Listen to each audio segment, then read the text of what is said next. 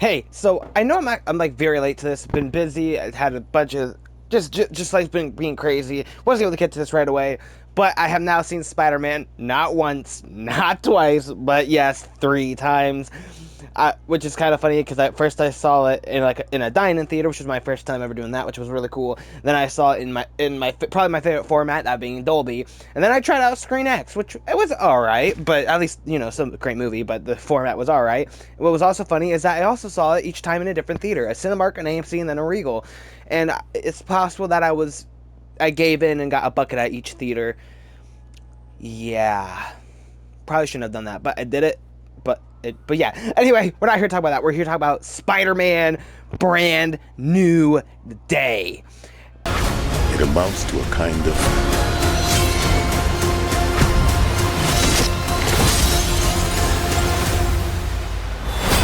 rebirth.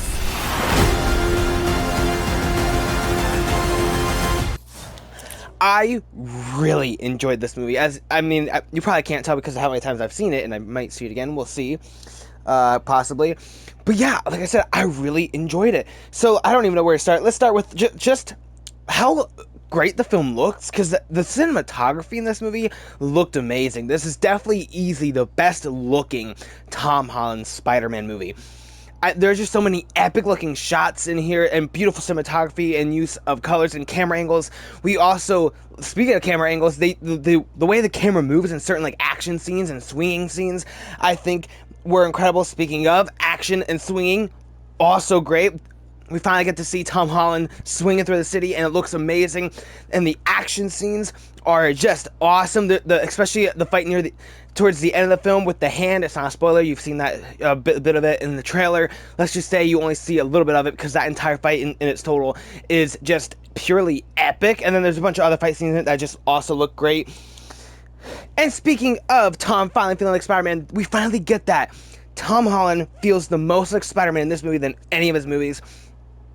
And I would say this is like one of the most Spider-Man feeling Spider-Man movies, especially with the beginning at least. Just because like that, there's the first like 20 or so minutes where we're like getting introduced to Spider-Man, what he's been up to. I just can't help but be like, yes, this is Spider-Man. Seeing him interact with the city and interact with villains, which again, not really spoilers because that's been out there, but I don't want to go too deep into that just in case.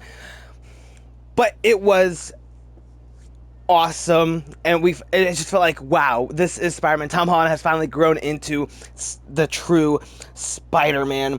And speaking of New York, it's awesome because it feels like a character in and of itself, and it feels like he lived in New York.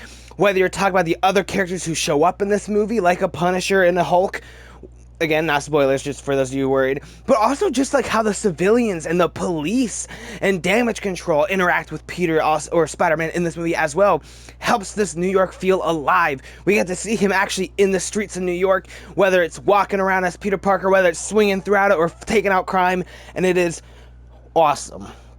All right, speaking of these characters, let's start with Punisher and Hulk, and then some characters like that, because I know one of the worries with this movie, with like those characters and some of the villains that we saw reports of being in it, some of the words was like, is this movie gonna feel like too much? Are they gonna feel forced? And I would love to say no, at least in my opinion. They do not feel forced at all. They feel like they fit naturally into the story.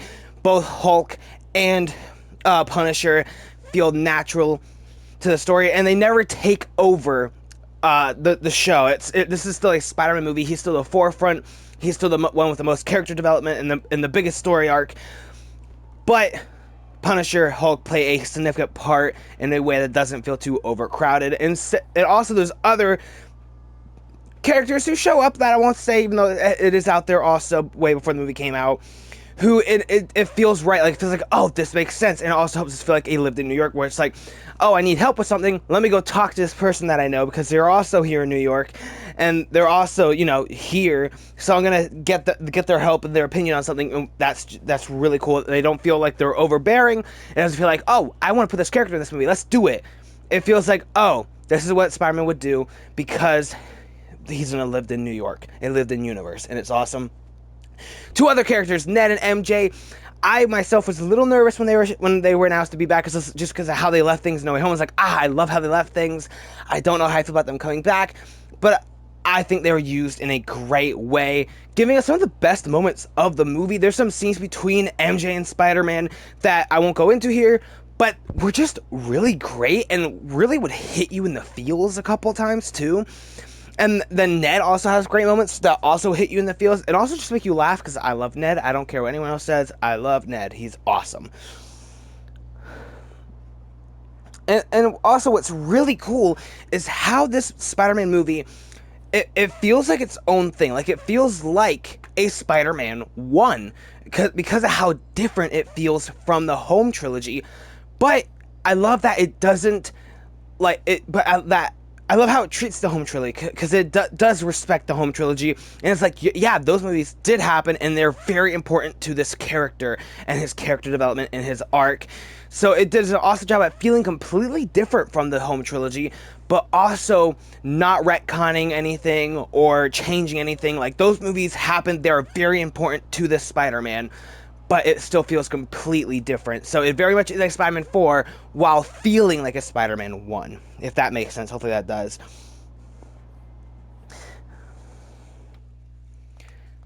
And I don't think I have too much more to say about it. Also, the story, I think they're telling a great story here about isolation. It's really cool too. Like, Spider-Man is really Spider-Man.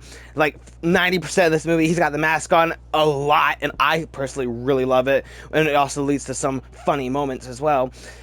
But it's also just like really cool. First of all, I love more about how they do the Spider-Man, because he does everything in his power to protect his secret identity, which is the Spider-Man thing. And then also, like, they do with different other things, like him following the no-kill rule, which to me also great, and again continuing his character arc from No Way Home, where he was tempted to break that rule. A great continuation of his character arc here. And also that story of isolation and needing friends, not being able to do things alone, also adds a lot of heart and emotion to this movie as well. And I will say, I think the movie is great. It runs at a great pace.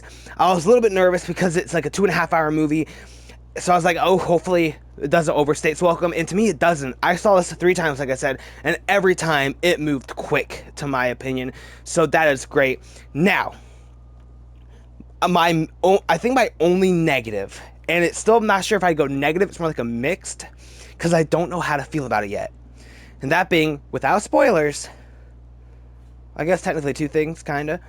Sadie Sink's character and the main villain of the movie. I'm not going to tell you anything.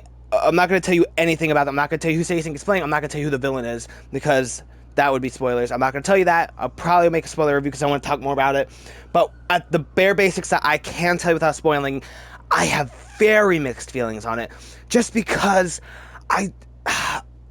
it gives us the Sadie Sink's character and the villain give us some awesome moments.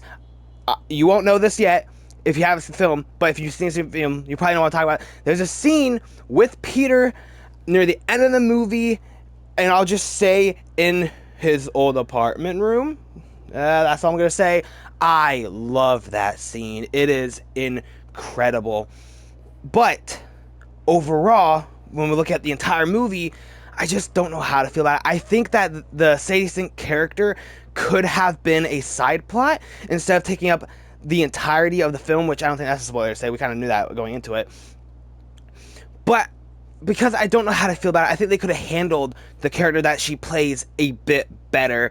And it feels weird that, only thing I'll say also, is having a non-traditional Spider-Man villain as the main villain, when we have like Scorpion and some other Spider-Man classic villains that I won't say here that could have been the main villain, but instead we're going with this character from the comics who is not a Spider-Man villain, be a main villain of the Spider-Man movie.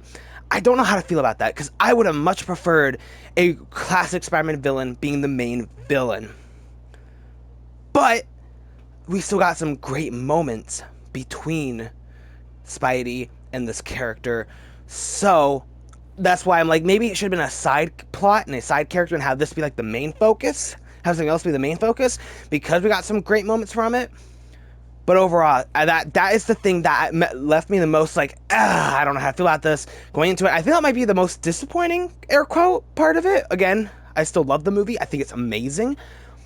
But I went into being like, oh man, we're finally gonna get classic Spider-Man, and we do almost have it, but because of this character being the villain and not a classic Spidey villain, that's what's like, oh, this is not a classic Spidey story. That's the only thing keeping it from that.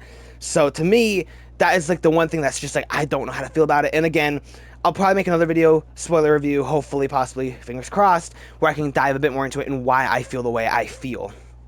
Because I don't want, whoops, I didn't mean to do that. Because if you have not seen this movie, I do not, although you probably have at this point because how late this review is coming out, but if you haven't seen the movie yet, I do want you to be shocked by the reveal. Assuming you didn't know it already, because I feel like almost everybody knew the twist going into the movie way before the movie came out. But yeah, I think that's all I have to say about it. One final thing. The cast also is just great. I think this is some of the best performances. When you talk about Tom Holland, he is probably at his best, although he was great in No Way Home though too. But he's possibly at his best here. Jacob Balone, I don't know if I'm saying his name right, and Zendaya are also great. John Bernthal, I mean, come on, he's just, let me tell you something. He is great as the Punisher, as always. And Sadie Sink, again, without saying anything, I'll just tell you that she gives a great performance as well. So yeah, I just found everything about this is amazing. I think Destin Cretton did a great job at directing this thing, and I really hope he returns for the next Spider-Man movie. And although I do also want Shang-Chi 2, where is that, Destin? Kevin Feige, Destin, give me Shang-Chi 2, and give me Spider-Man Brand New Day 2? Spider-Man 5? Whatever you want to call it. I need both those movies. Give them to me.